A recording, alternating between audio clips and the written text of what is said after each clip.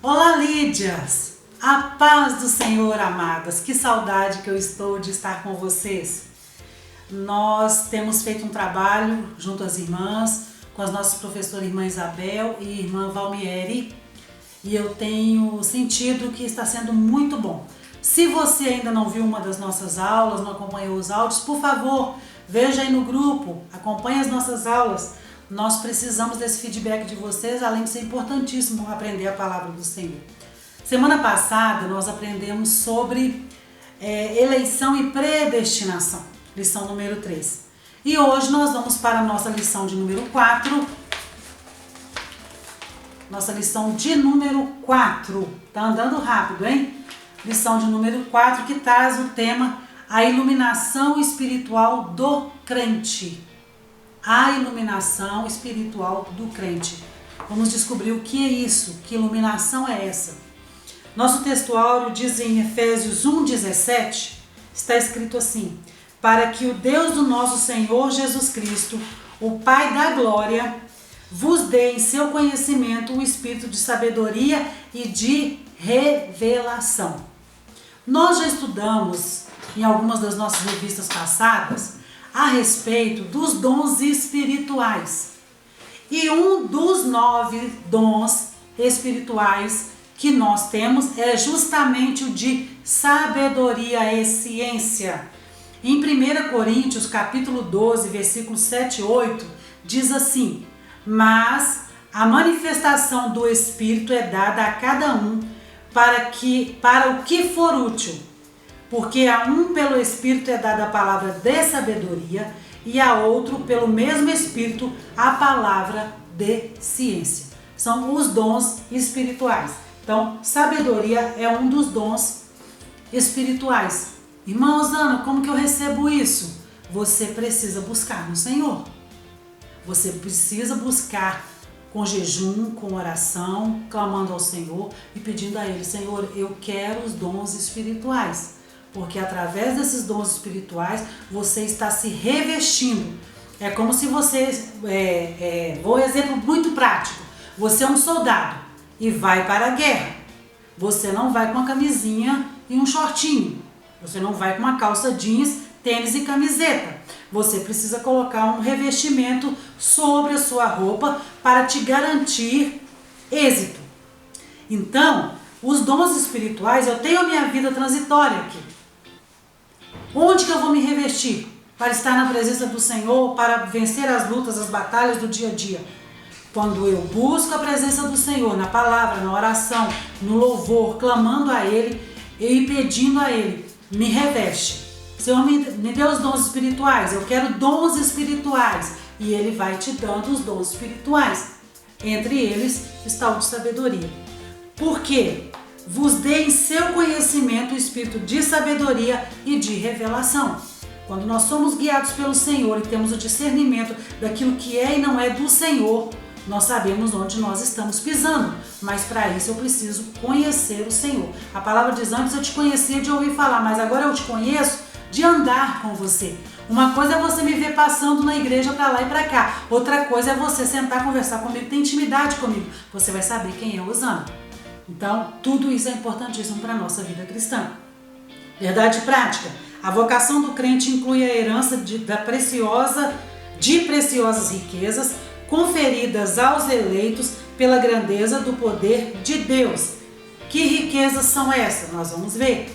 Quando nós estudamos semana passada a respeito da predestinação, o Senhor nos predestinou para recebermos, para termos direito a estas riquezas.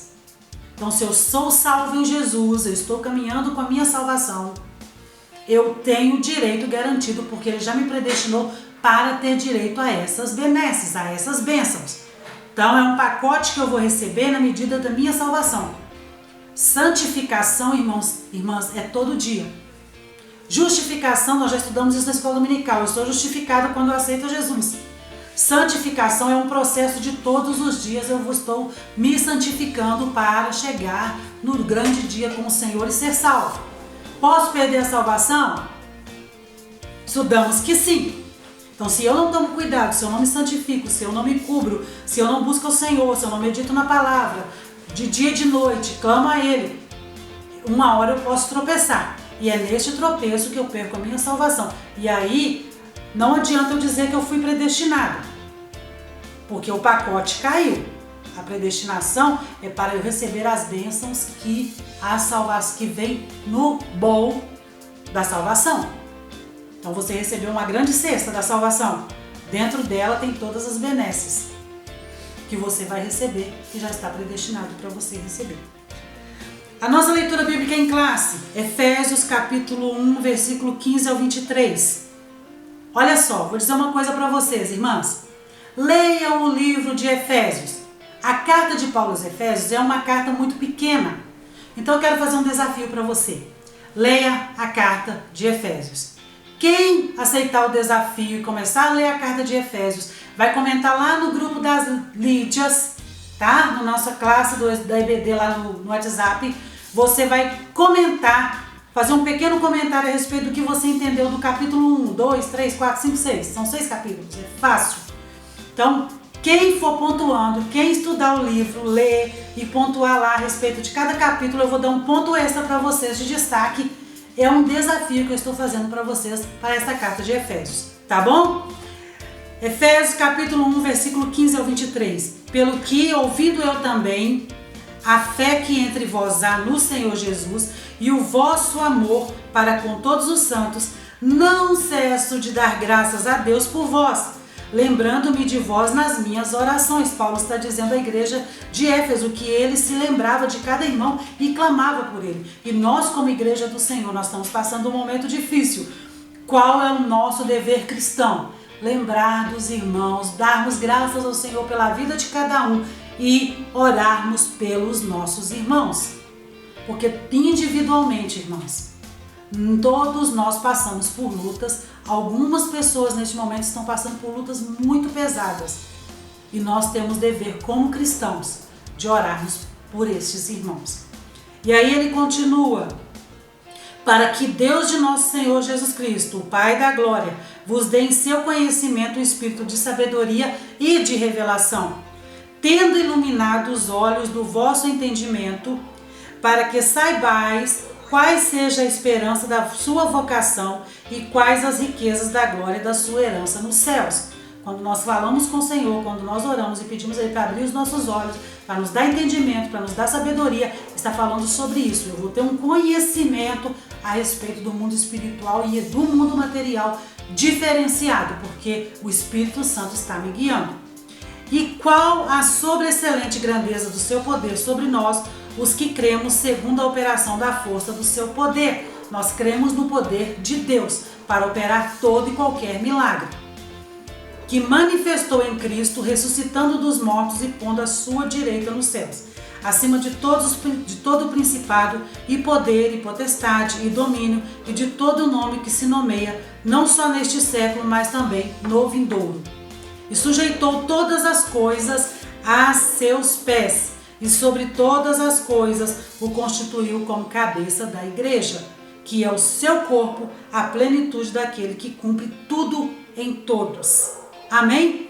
O objetivo geral da nossa lição número 4 é esclarecer a dimensão de nossa chamada, as riquezas da herança divina e a grandeza do poder de Deus. Este é o objetivo da nossa lição número 4.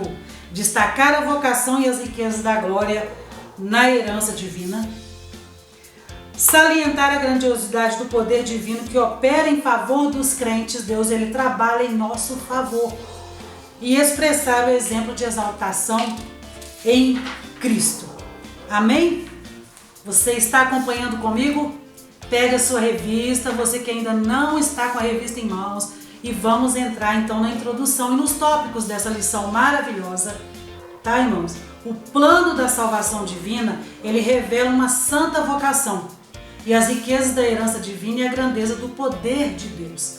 Este é o plano da salvação. Uma vez salvos, somos vocacionados para a santidade, a serviço e a participação gloriosa no porvir.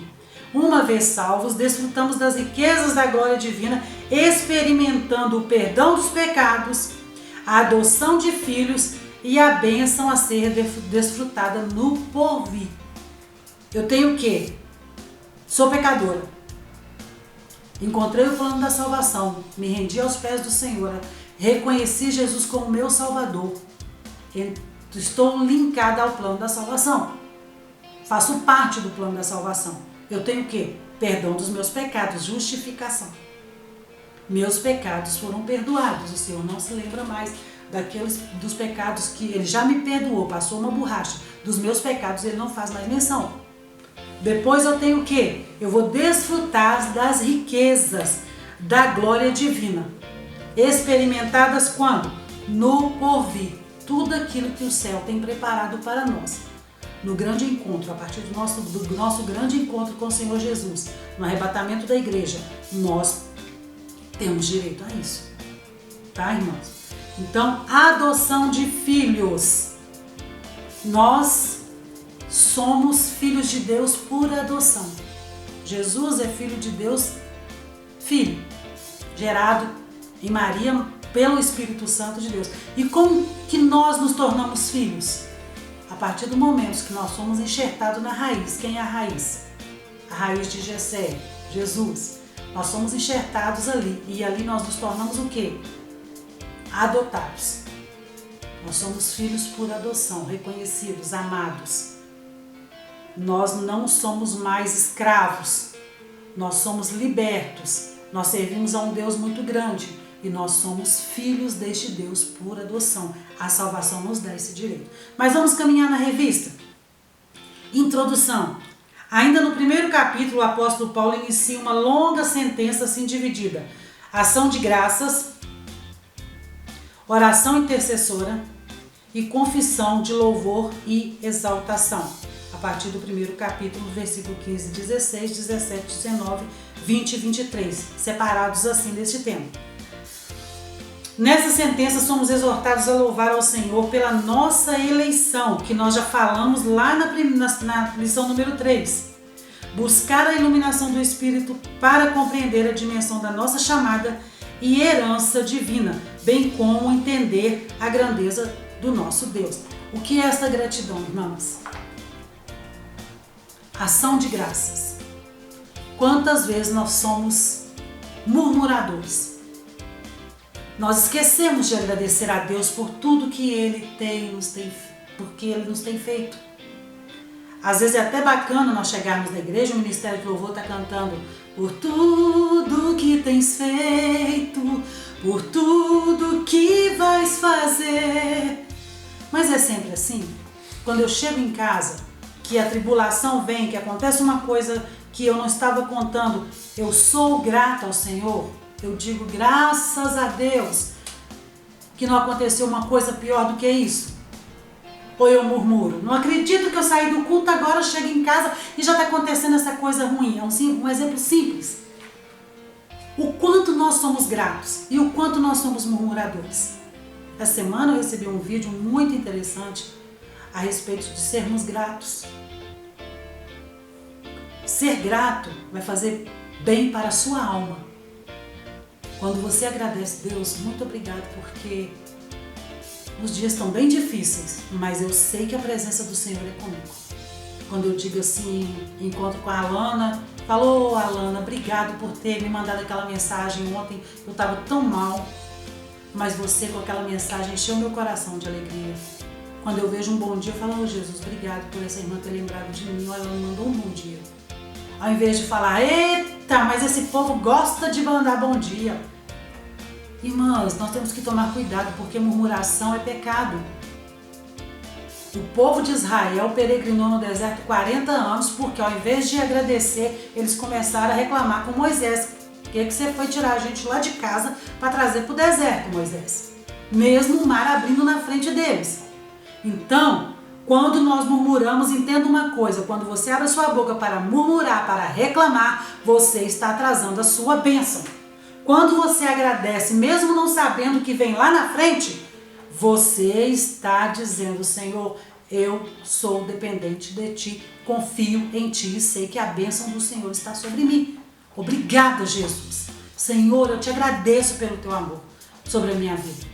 Então vamos reclamar menos, vamos fazer como Paulo faz aqui, a ação de graças.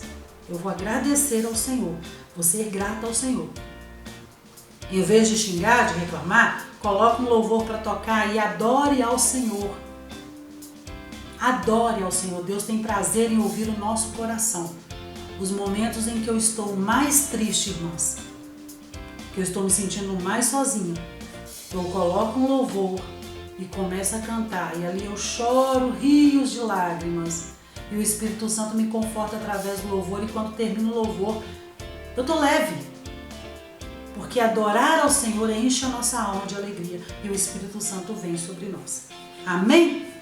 Vamos lá. A esperança da vocação e as riquezas da glória. O que é isso? O apóstolo ensina que os salvos precisam ser iluminados para compreenderem quais são a esperança da vocação e as riquezas da glória da sua herança. Primeiro subtópico, ação de graças e intercessão. Nós já falamos um pouco sobre isso. O apóstolo se alegra em dar graças a Deus pela vida dos eleitos, agradecer pela vida dos irmãos, por aqueles que foram alcançados, não é? Sermos agradecidos ao Senhor por tudo que Ele tem nos dado e por aqueles que têm chegado à salvação.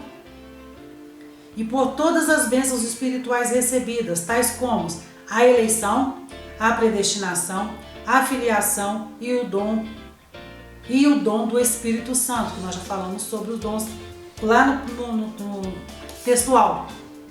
Ele intercede para que seja concedido aos seus leitores o espírito de sabedoria e de revelação.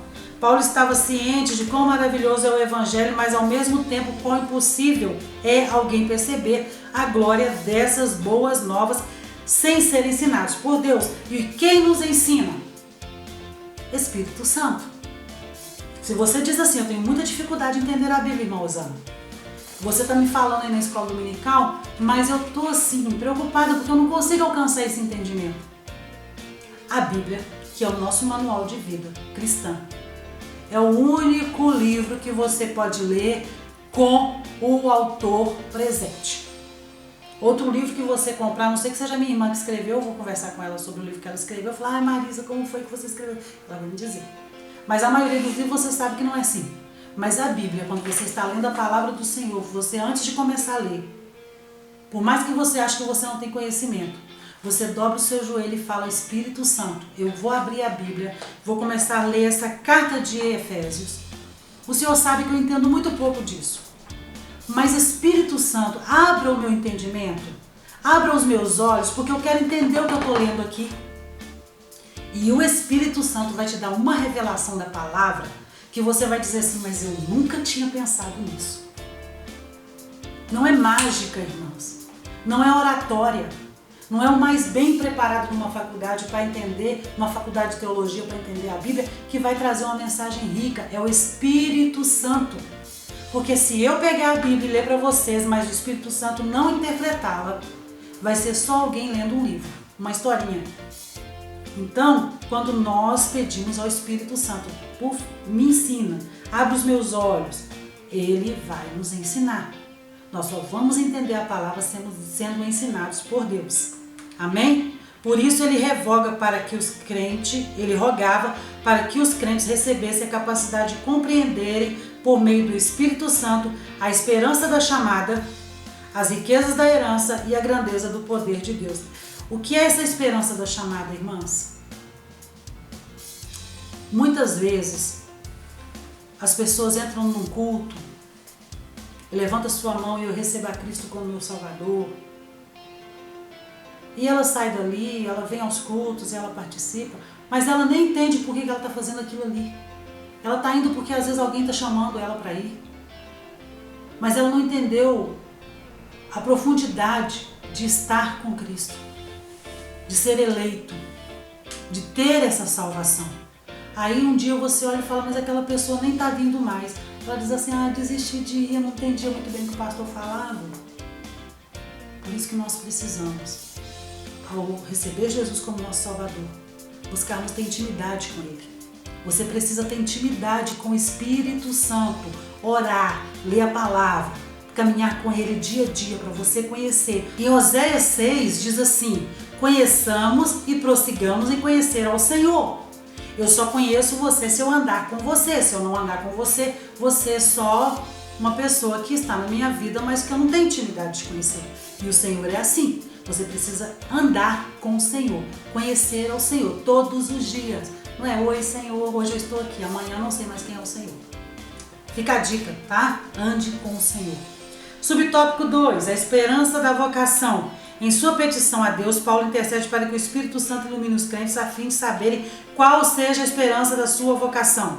Assim eles seriam capazes de experimentar e conhecer profundamente e espiritualmente os privilégios de serem vocacionados. Podemos dizer que tal esperança divide-se em pelo menos 3 aspectos. Quais são eles? Deus chamou pessoas no passado, ou seja, uma chamada em que Ele teve iniciativa por meio da eleição em Cristo, da qual fazemos parte. A chamada abrange serviço e santificação do presente, isto é, achar-se irrepreensível, viver em comunhão e andar de modo digno. Estou salva, preciso fazer mais nada? Querido, nós somos chamados para a salvação, mas a partir do momento que eu estou inserido no reino, eu preciso trabalhar.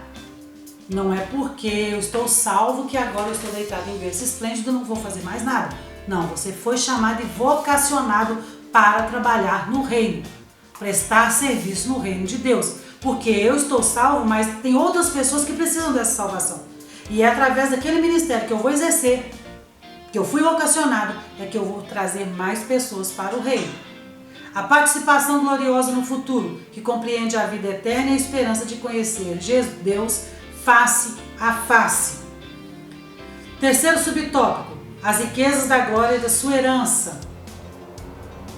Antes disso, eu queria dizer uma coisa para vocês aqui, irmãs. Quando fala sobre os dons espirituais e fala sobre o dom de revelação, de sabedoria, nós temos que tomar um cuidado. Muitos nós somos chamados, vocacionados, recebemos os dons espirituais, e um dos dons que nós temos que ter maior cuidado é justamente o dom de profetizar, de revelação. Por quê? Porque nós recebemos o dom, buscamos tanto do Senhor, e aí nós não temos cuidado com aquele presente que nós recebemos. Os dons é presente que o Espírito Santo nos dá, Ele nos orna. O Espírito Santo vem sobre nós e aí Ele vai nos encher das pedrinhas brilhantes. Tem gente que gosta muito de brilho. Aí Ele vai colocar você os adornos. Os dons são adornos. E é muito difícil, uma situação muito preocupante, é quando nós usamos esse dom para proveito nosso. Dizer aquilo que Deus não falou. Andar atrás de que Deus fale comigo através do profeta. Sim, glória a Deus que dele nos deixou os profetas. Mas isso é para exortar a igreja, para consolar a igreja. Não é para consolar o meu ego, para me fazer sentir bem, não. E nós temos que ter cuidados com isso. Essa iluminação de que Paulo fala também passa por esse momento. Nós não podemos fazer de um profeta refém nosso. Como isso, irmã Osana? Você tem aquela irmã que você sabe que Deus usa. Tudo que acontece com você, você corre lá, conta para ela, pede para ela orar e para Deus falar com você, independente da hora que a irmã está, se ela está bem, se ela não está. E ela vai se sentindo obrigada a sempre ter uma palavra para você. E num desses momentos ela pode não entregar aquilo que é do Senhor. E aí eu faço aquele profeta refém meu, porque todas as vezes que eu chego lá ele tem que falar para mim. Não é assim, irmãos. Não é assim. A maior revelação da palavra, da nossa vida profética é a palavra de Deus, é a Bíblia. Não se engane. Não tem homem que vai trazer uma revelação maior para a sua vida do que o que está escrito na Bíblia Sagrada. Essa é a revelação. Quem Deus vai usar para falar com você em outras circunstâncias, isso aí é outra coisa. Mas conheça a palavra de Deus, viva a palavra, busque você discernimento para você saber aquilo que é de Deus e aquilo que não é. Porque isso é muito perigoso. Nós temos que ser sensíveis à voz do Espírito Santo. Vamos lá, terceiro subtópico, as riquezas da glória de sua herança. Na oração, o apóstolo pede para que os crentes entendessem as riquezas da glória da sua herança. A expressão sua herança enfatiza o que Deus deu aos seus eleitos. Já o termo riquezas refere-se às maravilhosas bênçãos que acompanham o plano da salvação, que eu falei, o tal do baú, que vem cheio de itens dentro, tais como o perdão dos pecados, a adoção de filhos e as bênçãos que serão distribuídas no porvir. Como, por exemplo, vermos a Deus, a Cristo, e o adorarmos, estarão reunidos nas bodas do Cordeiro. Então, os salvos tomarão posse da herança preparada desde a fundação do mundo. Cuidado, se você está vivendo um evangelho de que se eu estou aqui, Deus vai me fazer ficar rica. Sou rica! Não. Deus não nos chamou para termos herança na terra. Ele nos chamou para sermos cheios das riquezas do céu.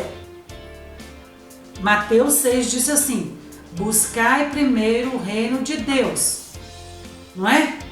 E as outras coisas vos serão acrescentadas.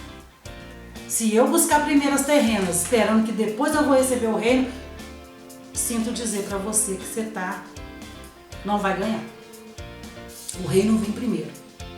Primeiro eu busco as riquezas celestiais.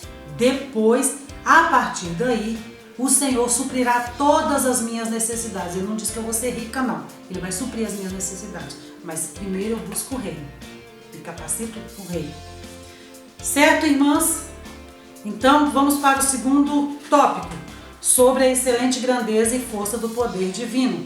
O poder divino é imensurável e nada pode detê-lo. Em sua carta, Paulo se esmera no esforço de traduzir a grandiosidade e a eficácia desse poder que opera em favor dos crentes. Deus trabalha em seu favor. E aí nós temos os 3 atributos de Deus: onipotência, onipresença e onisciência. Nós estamos falando de qual? Onipotente. Ele é o Deus todo onipotente. Quando nós lemos Salmo 91, que todo mundo conhece de cor e salteado, não é? Aquele que habita no esconderijo do Altíssimo, à sombra do Onipotente descansará, do Todo-Poderoso. Então o apóstolo orou para que os salvos pudessem entender a sobreexcelente grandeza do poder de Deus. Perceba que a palavra sobreexcelente é traduzida do grego, que na forma adjetivada significa extraordinário poder de Deus. Extraordinário, sobreexcelente. Já a expressão seguinte, grandeza, objetiva enaltecer a magnitude do poder de Deus, que a tudo sobrepuja, é sobre todas as coisas. E aí você pode ler em Mateus 26, 64, este texto. Pare aí, leia e reflita sobre esse texto. O termo dunamis, aqui traduzido por poder, indica feitos miraculosos que requerem força, fora da medida. E aí nós temos, inclusive, a questão da dinamite, que vem a origem da palavra deste dunamis. Todo o poder de força de fogo que o homem conheceu na era moderna veio de quê? Da dinamite, não é? Muita coisa foi construída. Na Segunda Guerra Mundial descobriram uma outra força, bomba atômica. Só que o poder de Deus está sobre tudo isso. E aí não tem como dimensionar esse poder de Deus para agir na sua vida, para transformar a sua vida, porque só o poder de Deus pode transformar o homem, irmãs. E aí está a excelência do poder. Porque nem eu nem você, não há ouro, não há prata, não há dimensão nenhuma que faça a transformação na vida do homem que o poder de Deus tem para fazer. Somente o poder de Deus pode transformar a mim e a você. E essa é a excelência da salvação. A transformação que Deus opera na vida do homem. A força do poder divino. Na sentença, segundo a operação da força do seu poder, nós estamos em Efésios 1,19, o apóstolo faz uso de 3 vocábulos gregos concordes entre si. Primeiro, a palavra operação, que é a tradução de energia e também significa eficácia, sinalizando a ideia de poder em atividade. Leia, por favor, Colossenses capítulo 1, versículo 29. Você vai entender esta palavra. Segundo a expressão força, vem do termo kratos, que traz a ideia de intensidade. Porque tudo que é força, ela tem uma intensidade. Se eu faço isso com o meu braço direito e esquerdo e vou empurrando, Se um tiver mais fraco, a intensidade do outro vai mover aquele. Então, força fala de intensidade também. E, finalmente, iskos, que significa, indica o poder inerente de Deus. A associação desse conceito revela o poder potencial de Deus, que é inerente à sua natureza divina. Opera em favor dos que creem. Poder de Deus na minha vida e na sua vai acontecer na medida que você crê. Se você não crê, esqueça, não vai agir. Porque orar é um verbo, clamar é um verbo. Tudo que foi feito, João diz no capítulo 1 que no princípio era o verbo, e o verbo era Deus, e o verbo estava com Deus. É um verbo, haja. Deus poderia ter pegado um pincelzinho e falar e desenhado as montanhas. Só com o pincelzinho. Plim, plim. Mas não, ele usou a palavra, ele disse haja. Um verbo de força. Haja luz, haja luminares, haja terra, haja. Então, quando eu oro, eu estou fazendo uma ação. E para cada ação tem uma reação. Quem reage em seu favor? Deus. Você exerceu uma ação. Deus reagiu à sua ação. Deus reage muito mais do que age. Porque quando eu e você clamamos, Ele reage à nossa oração. E aí Ele vem com o poder dEle e opera. Ele é grandioso em bondade e misericórdia. E quando eu e você nos colocamos diante dEle pedindo, Senhor, eu preciso de um milagre, Ele faz um milagre. Então, ore, aprenda o verbo orar, executar o verbo orar e clame ao Senhor, porque Ele vai agir em seu favor. Naquilo que você está precisando dentro da sua casa hoje, não murmure, agradeça, louve, adore e ore, porque o céu vai se mover em seu favor. Amém? E aqui, para terminar o subtópico, para aprofundar essas impressionantes descrições, Paulo apresenta 3 exemplos irrefutáveis da força desse poder: a ressurreição de Cristo, sua ascensão à direita de Deus nos céus, sua elevação acima de todo o domínio. E aí, nós temos a síntese do tópico 2. O poder de Deus é extraordinário e supera todo e qualquer outro poder. Esse maravilhoso poder opera no interesse de salvar a humanidade caída.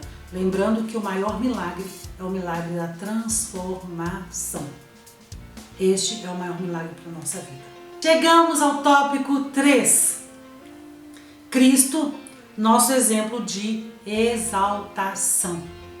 Nós estamos caminhando nessa iluminação de entender, porque depois de eleitos, predestinados, que nós temos para receber. Então, primeiro nós devemos ser gratos ao Senhor, adorar ao Senhor, reconhecer a maravilha dele em nossas vidas. Vivermos de acordo com o que a palavra nos orienta. Aprendemos que a maior revelação é a palavra e reconhecermos o poder de Deus. Deus é onipotente, Ele não pode ser plenamente compreendido por nós. Nenhum de nós. Não tem, a palavra diz assim, que aquilo que não chegou ao meu pensamento, que não desceu ao meu coração, é tudo que Deus tem preparado para mim. Irmãos, é muita coisa que o Senhor tem para as nossas vidas. Eu não vou ter toda essa compreensão, porque é maior do que o meu intelecto. Mas eu posso buscar fazer a vontade do Senhor e deixar que o que Ele tem para a minha vida e para a sua vida seja feito. Aí sim você vai ver o que é a glória de Deus na sua vida. Cristo, nosso exemplo de exaltação. Nesse ponto veremos 3 aspectos de exaltação de Cristo que atestam a grandiosidade do poder de Deus, disponível também aos crentes. Primeira coisa, irmãos, eu sou cristã. Eu preciso crer em Cristo Jesus, que Ele morreu e ao terceiro dia Ele ressuscitou.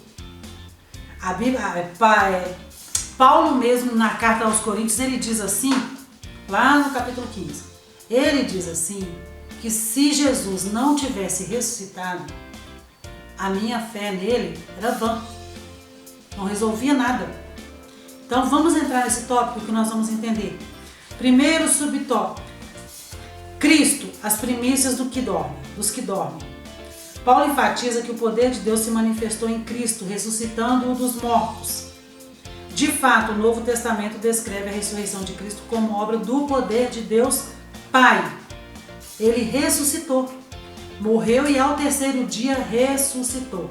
Tomé falou, quando encontrou com os discípulos, falou assim, eles falavam, Jesus ressuscitou, você está sabendo, Tomé? Ele disse assim, só porque você está me dizendo, eu não acredito não. E quantos de nós hoje vamos à igreja, participamos do corpo, e às vezes nós pensamos, será que tudo que esse povo está falando é verdade?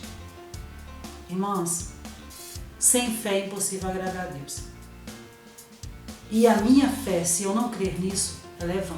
Então não agrada a Deus. Então você precisa refletir se por acaso há no seu coração qualquer coisa que diz para você que é diferente.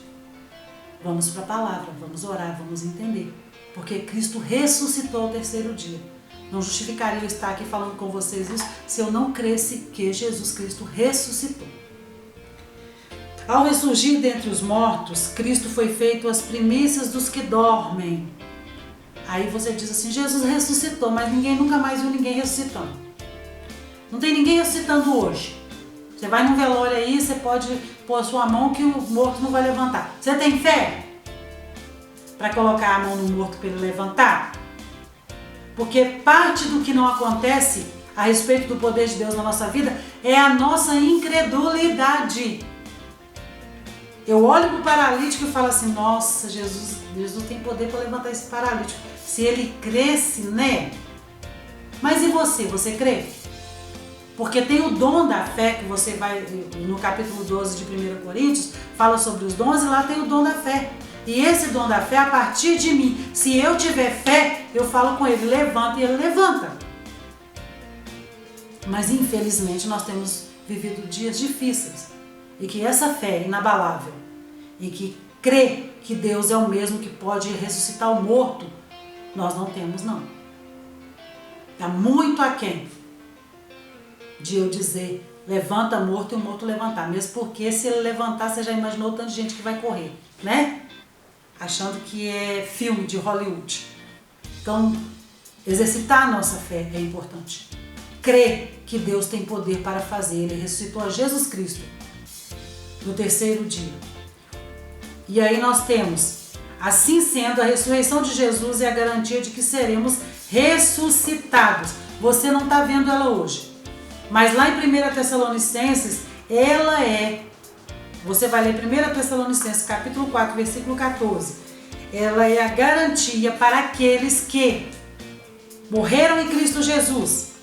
Nós passamos por dores esses dias. Estamos passando por dores esses dias.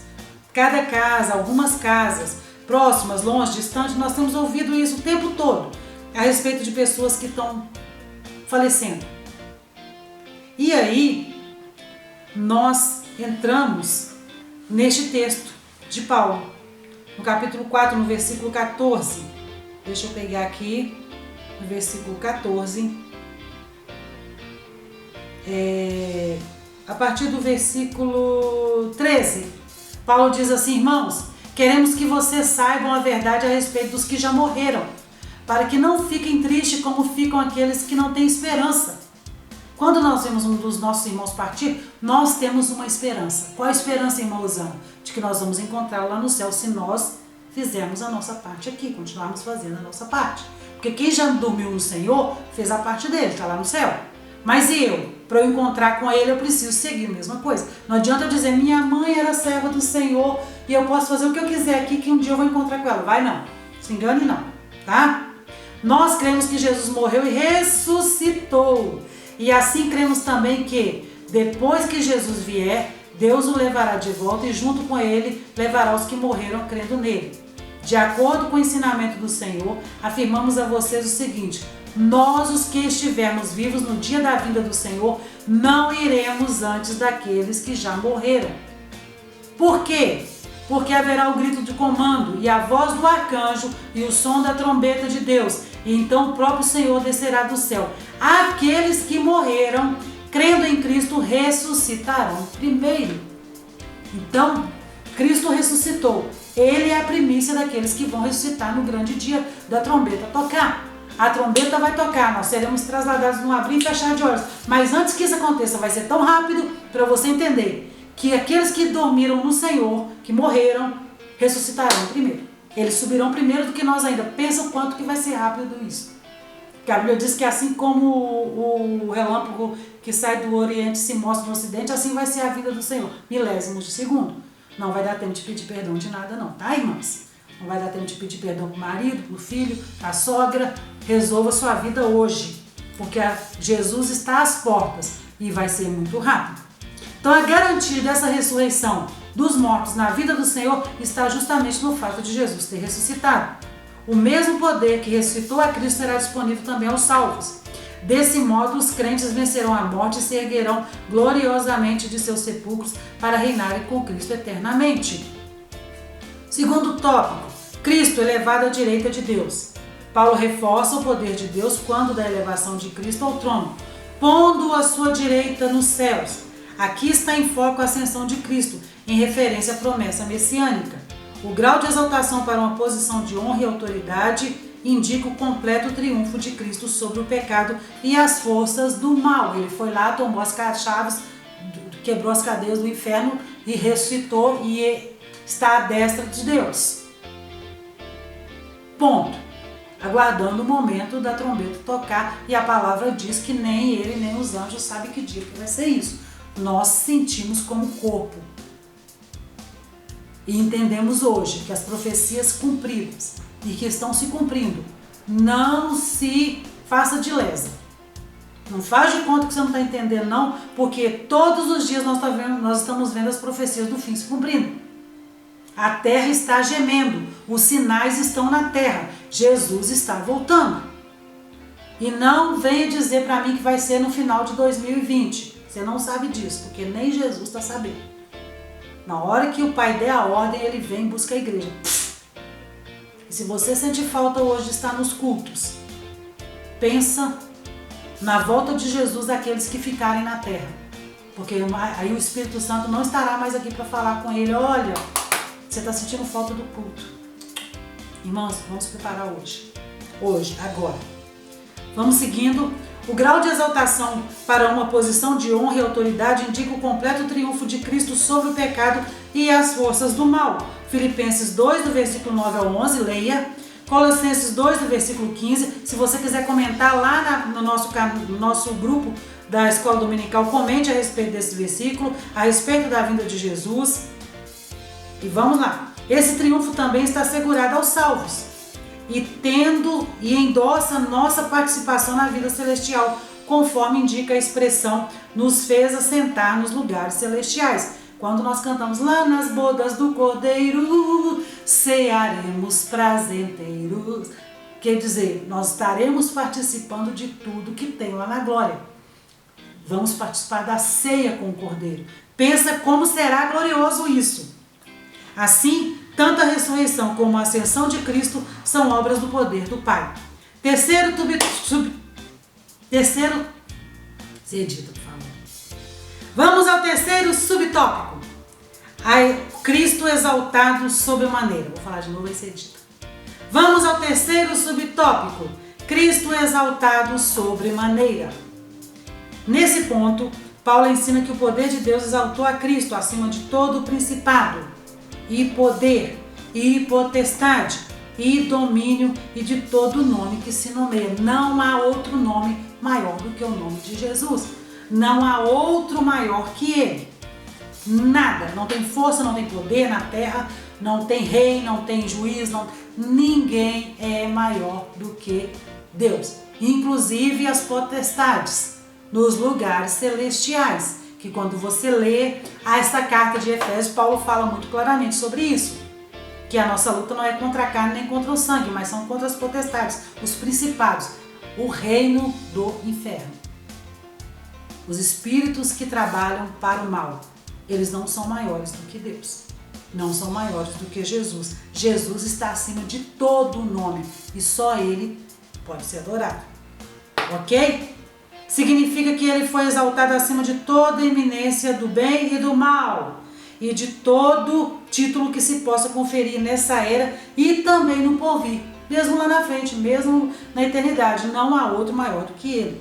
O resultado desse triunfo traz duplo benefício para a igreja. Primeiro, que Deus fez Cristo o cabeça da igreja. Nós somos o corpo. Quem é a cabeça? Cristo. Se eu não tiver Cristo sobre a minha vida como corpo, eu sou só um corpo. E como nós, Igreja do Senhor, somos membros de um só corpo, cada um ligado. Você lê 1 Coríntios capítulo 11, vai falar dos membros. Esses membros ligados formam o corpo. Quem comanda esse corpo? Cristo é a cabeça. Cristo é o cabeça desse corpo. É Ele que nos conduz. Se nós estamos fazendo qualquer coisa fora disso, não é Ele que está agindo. Então nós temos que pensar, eu sou corpo, por que Ele está dando errado? Hein? Porque o que o Senhor tem para mim é bênção. O que o Senhor tem para mim é refrigério.